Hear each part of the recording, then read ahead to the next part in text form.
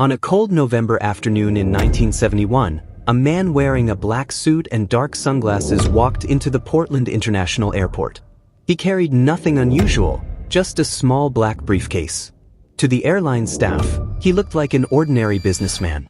But in a few hours, this mysterious man would become the most legendary hijacker in American history.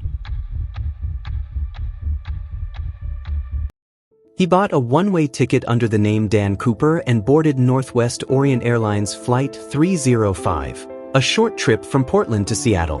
The plane took off as usual, carrying 36 passengers and a small crew.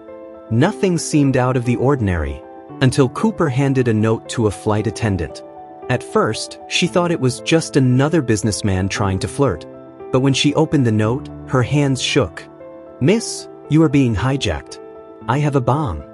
Inside his briefcase, Cooper revealed wires and red sticks, something that looked like dynamite. He wasn't loud, he wasn't panicking. In fact, witnesses say he was calm, polite, even gentle. But his demands were deadly serious: $200,000 in cash, for parachutes, and a fuel truck waiting in Seattle. That was the beginning of a crime so perfectly executed, it has puzzled the FBI and the world for over 50 years. This was the birth of the legend of D.B. Cooper. As Flight 305 cruised through the skies, the atmosphere in the cabin shifted from routine calm to quiet terror. The flight attendant, still trembling, carried Cooper's demands to the cockpit. The pilots immediately contacted air traffic control, and within minutes, the FBI and local police were scrambling on the ground in Seattle. Cooper's message was clear: if his demands weren't met, he would blow up the plane. Yet, unlike most hijackers, Cooper wasn't reckless or cruel. Passengers reported that he was oddly composed, even ordering drinks and paying for them, leaving a tip. He reassured the crew that he had no intention of hurting anyone. On the ground, officials faced a dilemma: meet his demands or risk disaster. After tense discussions, the FBI agreed. They began preparing $200,000 in unmarked $20 bills, carefully photographed for future tracking. At the same time, they arranged 4 parachutes, exactly as Cooper had requested. As the plane circled above Seattle for nearly 2 hours, the passengers remained unaware of the true danger. Cooper insisted the crew keep them calm, telling the attendants not to alarm anyone. To the outside world, Flight 305 was just another delayed flight. Inside, however, time was ticking, and every second carried the weight of life or death. Finally, the message came: Cooper's ransom was ready. The stage was set for one of the most daring exchanges in aviation history. But no one could imagine how the night would end. As Flight 305 descended toward Seattle, tension gripped the cabin crew. Every instruction from Cooper was calm but firm, leaving no room for negotiation. Once the plane landed, it was taxied to a remote part of the airport, far from the terminal. The curtains were drawn, lights dimmed, and all passengers waited, unaware of the hijacking that had turned their flight into history. On the tarmac, FBI agents placed the ransom, $200,000 in cash neatly packed in a canvas bag, alongside the parachutes Cooper demanded. He carefully inspected the items through the cabin windows before allowing the exchange. In a surprising move, Cooper released all 36 passengers, sending them safely off the plane without harm. But he wasn't done yet. Cooper ordered the pilots and a few crew members to remain on board.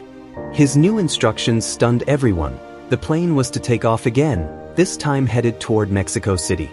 But the conditions he set were bizarre. The aircraft had to fly at a low altitude of 10,000 feet, at a slow speed of just 200 miles per hour, with the landing gear deployed and the rear stairway extended. The crew was baffled. These were not normal flight requests, they were survival demands. Cooper clearly had a plan, one that involved those parachutes and the bag of money now in his hands. The plane lifted into the dark, stormy night. Somewhere between Seattle and Reno, the most mysterious chapter of this hijacking was about to unfold. As Flight 305 cut through the stormy skies, the cabin grew eerily quiet.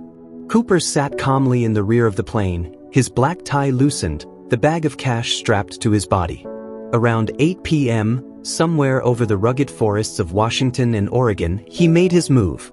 He ordered the remaining crew into the cockpit and slipped on a parachute.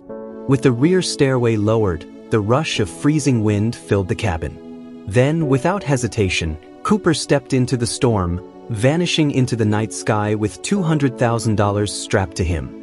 When the crew finally landed the plane in Reno, law enforcement swarmed aboard, but Cooper was gone. No parachute, no money, no trace. It was as if the man had vanished into thin air. The FBI launched one of the largest manhunts in American history. Agents scoured forests, rivers, and mountains, but found nothing. Over the years, theories spread wildly.